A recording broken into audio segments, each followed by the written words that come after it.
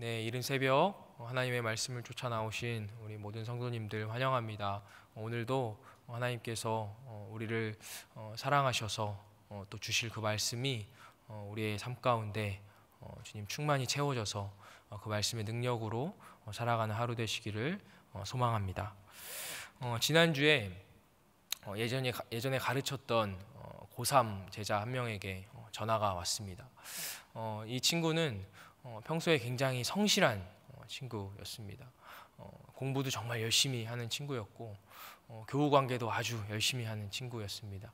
늘 밝고 매사에 긍정적인 친구입니다. 무엇보다 정말 하나님을 사랑하는 친구였고 그래서 신앙생활도 아주 열심히 하는, 보고 있으면 미소가 절로 지어지는 그런 친구였습니다. 오랜만에 전화가 와서 굉장히 반갑게 전화를 받고 이런저런 이야기를 나누었습니다. 그러다 이 친구가 갑자기 이런 이야기를 했습니다. 목사님, 저 그런데요, 가고 싶었던 대학에 다 떨어졌어요. 그 이야기를 듣는데 가슴이 철렁 내려앉는 것 같았습니다. 누구보다 열심히 했던 친구라는 것을 잘 알았기에 당연히 잘 되지 않을까 이렇게 생각하고 있었는데 다 떨어졌다는 거예요. 이 친구가 목사님, 저 너무 막막해요. 목사님, 저 정말 열심히 했거든요. 저 정말 최선을 다했거든요. 그런데 저 이렇게 될 줄 몰랐어요. 저 어떻게 해야 될지 모르겠어요 라고 말하는데 가슴이 참 답답하고 속상한 마음이 들었습니다. 그런데 이 친구가 마지막에 이렇게 이야기하는 겁니다. 목사님, 저 그런데 괜찮아요. 하나님이 인도하실 거잖아요.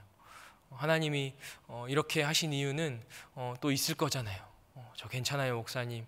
기도해 주세요 라고 이야기하는데 마음 한편에서는 정말 뭉클함이, 따뜻함이 찾아오는 그런 시간이었습니다. 한 해를 마무리하는 시점에 우리가 와 있습니다. 성도 여러분, 2019년이 우리에게 어떤 한 해가 되었습니까? 2019년은 어떤 의미가 우리에게 있었나요? 올해가 한 해를 돌아볼 때 또 어떤 분들은 참 수고하고 애썼다, 고생 많았다, 이 정도면 잘했다, 이런 생각이 드시는 분들도 있을 테고, 또 어떤 분들은 한편으로는 좀 아쉬움도 미련도 남는 그런 분들도 있으실 것입니다. 그런데 우리가 이렇게 한 해를 돌아보고 그런 것들을 평가할 때 기준이 어디에 있으십니까? 무엇이 우리의 잘했음 못했음을, 수고했음을, 아쉬움을 판단하는, 가름하는 기준이 되십니까? 대부분의 많은 사람들은 그런 것들을 가름할 때 내가 올 초에 세웠던 계획을 얼마나 잘 이행했는가 라던가, 아니면 내가 내 일을 얼마나 잘 열심히 완수했는가, 혹은 내가 얼마나 더 많은 것들을 갖게 되었는가, 성취했는가, 혹은 내가 사람들, 친구나 아니면 가족이나 애인이나 이런 사람들과 얼마나 더 인간관계를 잘 맺어서 많은 사람들과 잘 소통하고 많은 사람들로부터 사랑받고 인정받게 되었는가, 이런 것들이 사실 대부분의 사람들의 삶을 판단하고 평가하는 기준이 됩니다. 물론 이런 것들도 하나하나 다 의미가 있는 것들이지만 그리스도인에게 이것들이 삶을 평가하는 본질적인 기준이 될 수는 없습니다. 우리의 삶을 판단하고 평가하는 본질은 어디에 있습니까? 우리가 오늘 말씀을 통해 그것이 무엇인지 같이 좀 나누어 보려고 합니다. 오늘의 이야기에는 4명의 등장인물이 나옵니다. 1명의 주인과 3명의 종이죠. 이 주인이 먼 곳으로 주님 떠나게 되었습니다. 그런데 그 떠나기 전에 종들을 불러서 그 종들에게 자신의 재산을 맡기고 갑니다. 5달란트, 2달란트, 1달란트를 맡기죠. 이 1달란트는 오늘날의 화폐 가치로 이렇게 환산해 보면 대략 한 10억 정도 됩니다. 엄청나게 많은 돈이죠. 그렇죠? 50억, 20억, 10억을 맡기고 간 겁니다. 그리고 주인이 떠납니다. 이 종들은 주인이 준 이 돈을 가지고 50억 받았던 이 종은 장사를 합니다. 열심히 장사를 해서 50억을 남깁니다. 2달란트 받은 이 종도 열심히 장사를 해서 2달란트를 남깁니다. 1달란트 받았던 종은 그 달란트를 땅에 잘 묻어둡니다. 시간이 흐릅니다. 전혀 생각하지 못했을 때, 예상하지 못했을 때 주인이 돌아옵니다. 주인이 종들을 불러 모아 이야기합니다. 자, 이제 우리 결산하자. 결산의 때가 온 것이죠. 5달란트 받았던 종은 주인에게 이야기합니다. 주인님, 제가 열심히 장사를 해서 50억을 벌었습니다. 2달란트 받았던 종도 제가 열심히 장사를 해서 2달란트를 벌었습니다. 이야기합니다. 그런데 1달란트 받았던 종은 주인에게 이렇게 이야기합니다. 우리 같이 24절 5절 말씀을 우리 같이 한번 읽어보도록 하겠습니다. 시작. 1달란트 받았던 자는 와서 이르되 주인이여 당신은 굳은 사람이라 심지 않은 데서 거두고 해치지 않은 데서 모으는 줄을 내가 알았으므로 두려워하여 나가서 당신의 1달란트를 땅에 감추어 두었었나이다. 보소서 당신의 것을 가지셨나이다. 이 종은 주인을 어떤 사람으로 이해했죠? 굳은 사람이라고 생각했습니다. 굳은 사람. 오늘 말로 하면 악덕업주, 악질 사장이라고 생각했던 겁니다.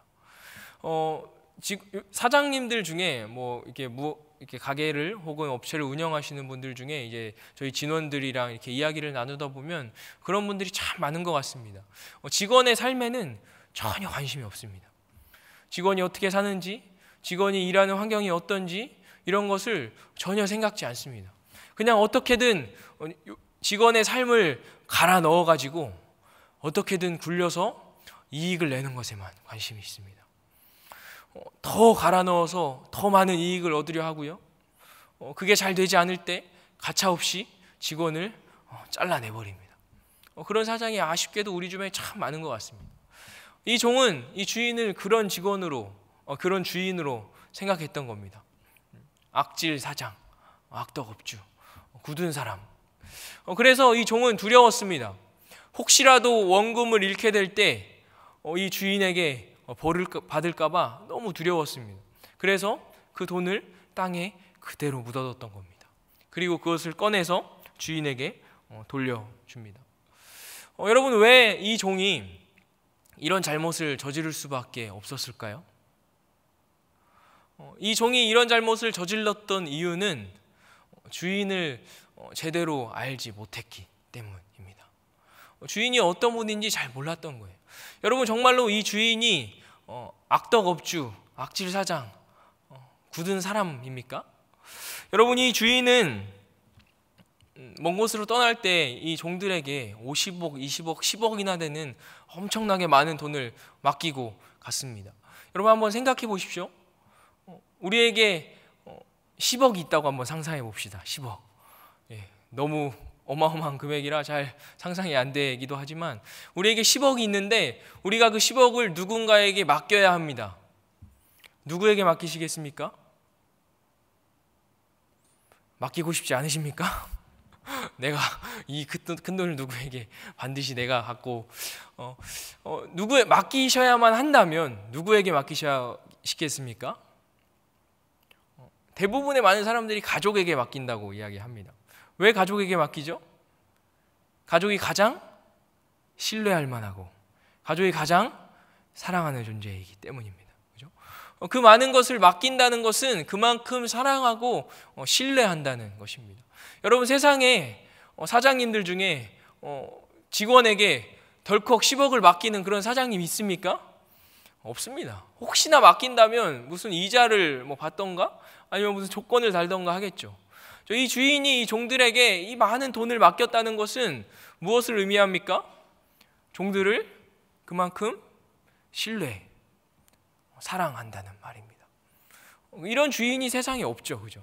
이 주인은 굳은 사람이 아니라 아주 선한 사람, 아주 좋은, 정말 세상 그런 주인 없는 이런 주인만 있다면 내가 가서 좀 종하고 싶다, 직원하고 싶다 이런 마음이 드는 그런 주인입니다.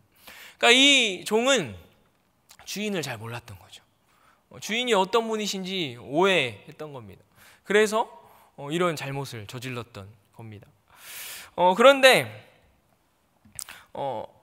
경제적인 측면에서 우리가 또 생각해 보면 이 한 달란트 받았던 종이 그렇게 나쁘냐? 또 그렇게 나쁘지는 않다고 또 생각할 수도 있습니다. 그래도 원금은 지켰잖아요, 그죠? 원금은 지켰습니다. 그런데 이 주인의 생각은 달랐습니다. 주인은 이 종에게 이렇게 이야기합니다. 우리 26절을 같이 한번 읽어보겠습니다. 시작. 이르되 악하고 게으른 종아, 나는 심지 않은 데서 거두고 해치지 않은 데서 모으는 줄로 내가.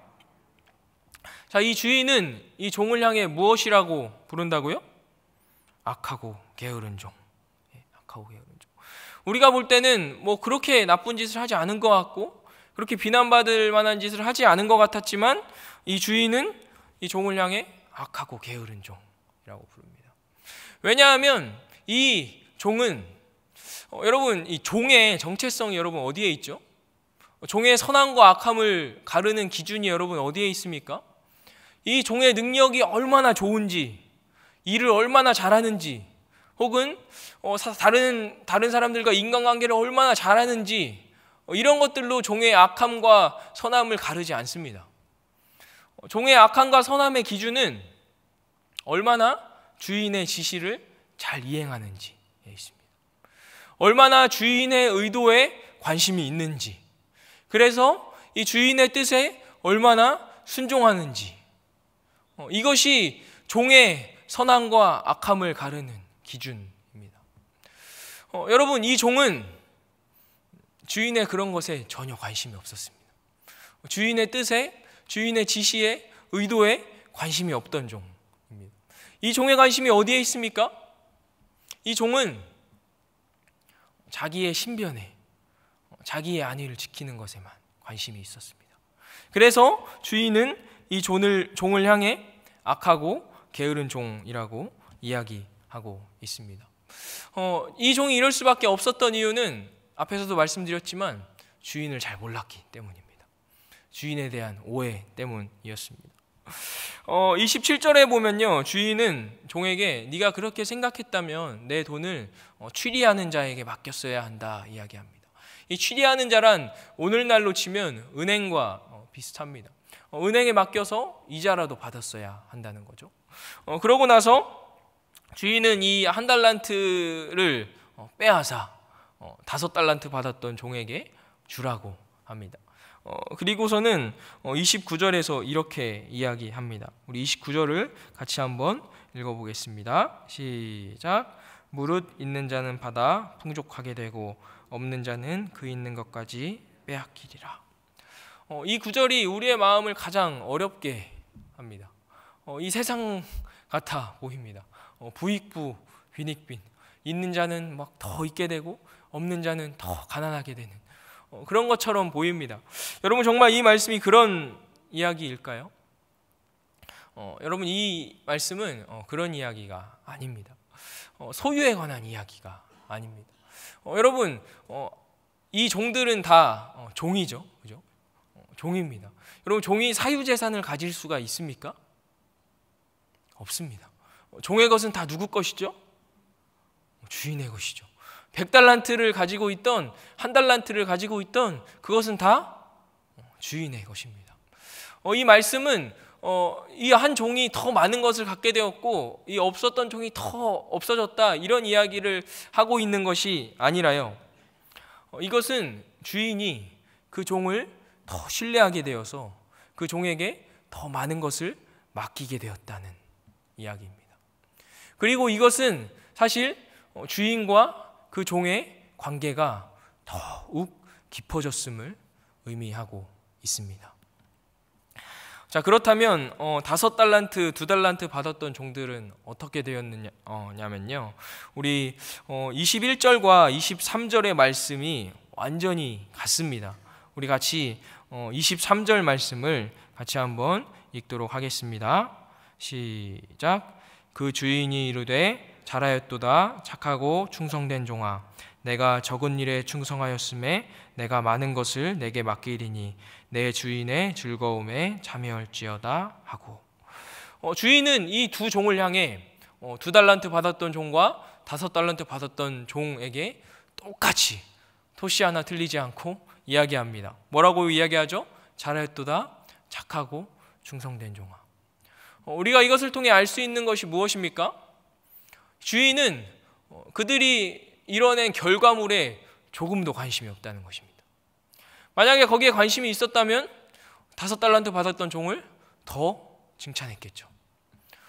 그들에게 잘하였도다 착하고 충성된 종아라고 이야기하지 능력 있고 똑똑한 종아라고 이야기하시지 않습니다. 잘하였도다 착하고 충성된 종아. 착하고 충성된 종이란 어떤 종입니까? 앞에서 이야기했던 악하고 게으른 종과 완전히 반대되는 개념입니다. 착하고 충성된 종은 주인의 뜻을 따르는 종입니다. 주인의 지시를 이행하는 종이죠. 주인의 의도를 궁금해하고 주인의 의도를 따르는 종입니다. 어떤 종이 그런 종이 될 수 있을까요? 우리가 한두 번은 그렇게 할 수 있습니다. 한두 번은 상사의 명령을 따르고 순종하고 상사의 지시에 정말 관심이 있어하고 궁금해하고 할 수 있습니다. 여러분, 근데 그런 것도 한두 번이죠. 계속해서 하기는 참 쉽지가 않습니다. 그런데 그런 것들이 계속해서 이루어질 수 있는 이유와 방법이 있습니다. 어떻게 할 때 그것이 가능해지냐면요, 그 주인을 정말로 신뢰할 때, 그 주인을 정말로 사랑할 때, 누가 시키지 않아도 그 주인의 뜻이 궁금하고 주인의 의도를 정말 쫓게 되고 주인의 명령에 순종하게 됩니다. 그것이 억지가 아니라, 괴롭고 힘든 일이 아니라 그것이 기쁨이 됩니다. 주인을 신뢰할 때, 사랑할 때, 주인과의 관계가 깊이 쌓이고 경험될 때 그런 일이 가능한 것이죠.